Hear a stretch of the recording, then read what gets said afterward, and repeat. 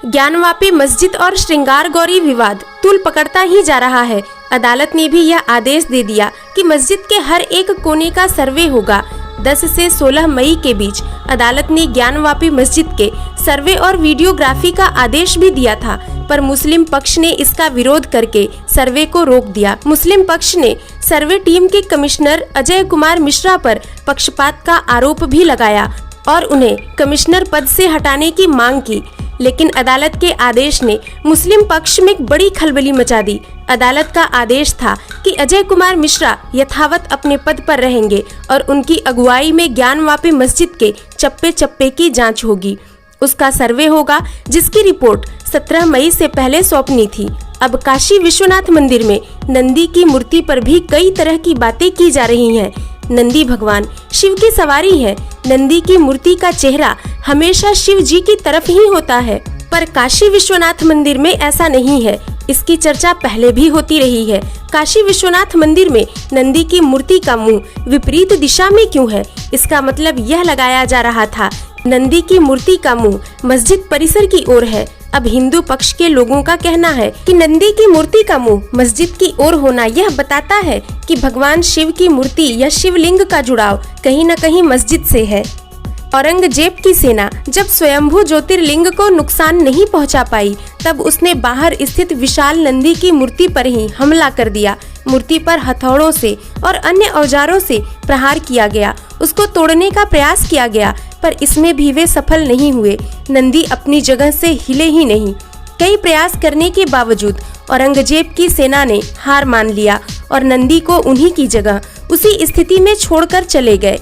अब हम ज्ञानवापी मस्जिद के इतिहास को जानने का प्रयास करते हैं। इस तीर्थ स्थली ने 1194 से लेकर 1969 के बीच कई उतार चढ़ाव देखे हैं। इसका उल्लेख काशी हिंदू विश्वविद्यालय व पटना विश्वविद्यालय के प्रोफेसर और इतिहासकार डॉक्टर अनंत सदाशिव अल्तेकर की पुस्तक हिस्ट्री ऑफ बनारस में हुआ है, जिसका प्रकाशन 1936 में हुआ था। इस पुस्तक में मुस्लिम आक्रांताओं द्वारा हिंदुओं के धार्मिक स्थलों को तहस नहस करने का विवरण भी दर्ज है। इस पुस्तक के अध्याय 4 में वर्णित है कि काशी विश्वनाथ मंदिर की वजह से बनारस 2000 साल पहले से ही विख्यात है। पौराणिक साक्ष्यों के अनुसार काशी विश्वनाथ मंदिर ज्ञानकूप के उत्तर स्थित है। इस मंदिर को 1194 से 1669 के बीच कई बार तोड़ा गया।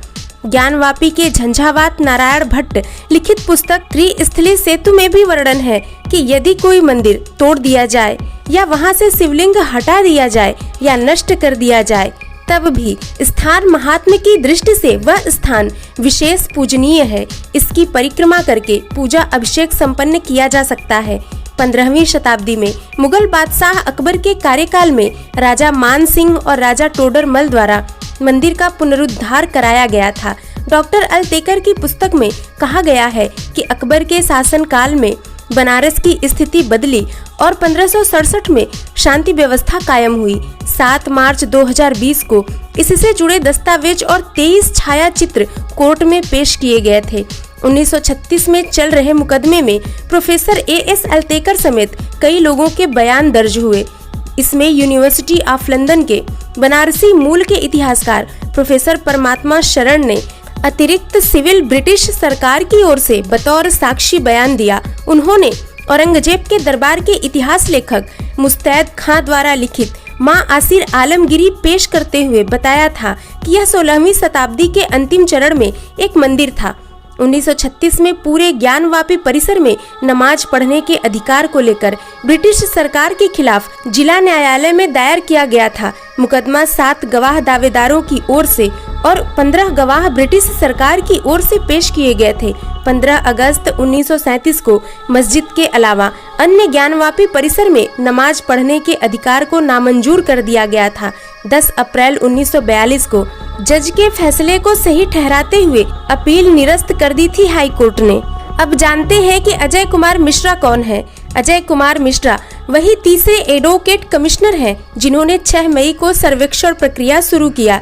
इसके पहले श्रृंगार गौरी के दर्शन पूजन की इजाजत के लिए दिल्ली की राखी सिंह, मंजू व्यास, सीता साहू और लक्ष्मी देवी व रेखा पाठक ने श्रृंगार गौरी के दैनिक दर्शन व विग्रहों को संरक्षित करने के बाबत 18 अगस्त 2020 को सिविल जज रति कुमार दिवाकर की अदालत में वाद दाखिल किया था। कमिश्नर भी नियुक्त किए गए, लेकिन कोई कार्यवाही न किए जाने पर अदालत की ओर से 8 अप्रैल 2022 को अजय कुमार मिश्र को कमिश्नर पद पर नियुक्त करने का आदेश दिया गया। कैसे निर्माण हुआ था काशी विश्वनाथ मंदिर और ज्ञानवापी मस्जिद का? दोनों के निर्माण और पुनर्निर्माण को लेकर कई तरह की धारणाएं हैं, लेकिन स्पष्ट और पुख्ता ऐतिहासिक जानकारी बहुत कम है। दावों और किस्सों की भरमार जरूर है। आम मान्यता के अनुसार काशी विश्वनाथ मंदिर को औरंगजेब ने तुड़वा दिया था और वहां मस्जिद बना दिया गया था, लेकिन ऐतिहासिक दस्तावेजों को देखने समझने पर मामला इससे कहीं ज्यादा जटिल दिखता है।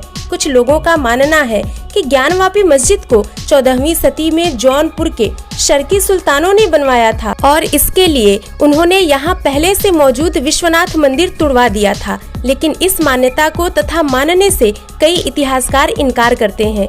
ये दावे साक्ष्यों की कसौटी पर खरे नहीं उतरते, क्योंकि न तो शर्की सुल्तानों की ओर से कराए गए किसी निर्माण के कोई साक्ष्य मिले और न ही उस दौर में मंदिर तोड़े जाने के।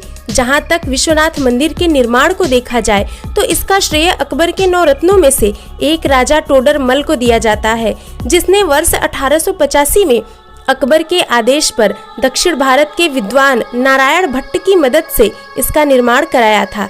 ऐतिहासिक तौर पर यह माना जाता है कि ज्ञानवापी मस्जिद का निर्माण मंदिर टूटने के बाद ही हुआ और मंदिर तोड़ने का आदेश औरंगजेब ने ही दिया।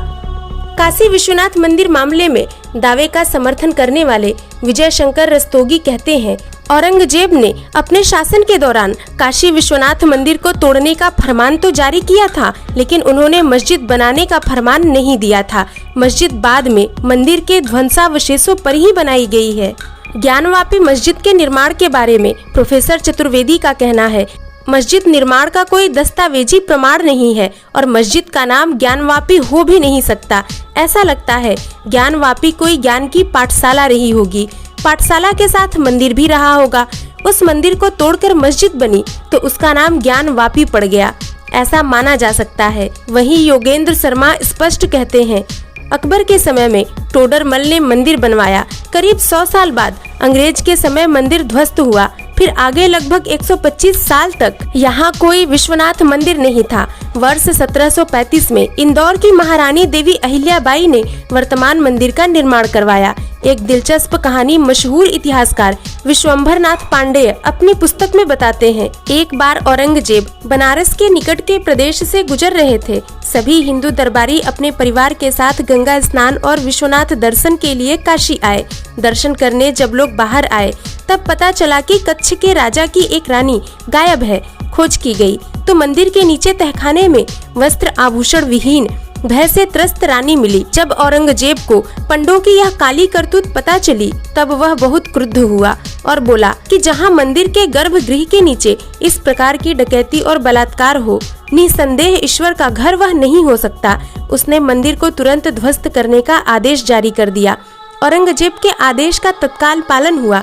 जब यह बात कच्छ की रानी को पता चली तब उन्होंने संदेश भिजवाया कि इसमें मंदिर का क्या दोष, दोषी तो वहाँ के पंडे हैं। और रानी ने यह इच्छा जताई कि वहाँ फिर से मंदिर बनवाया जाए।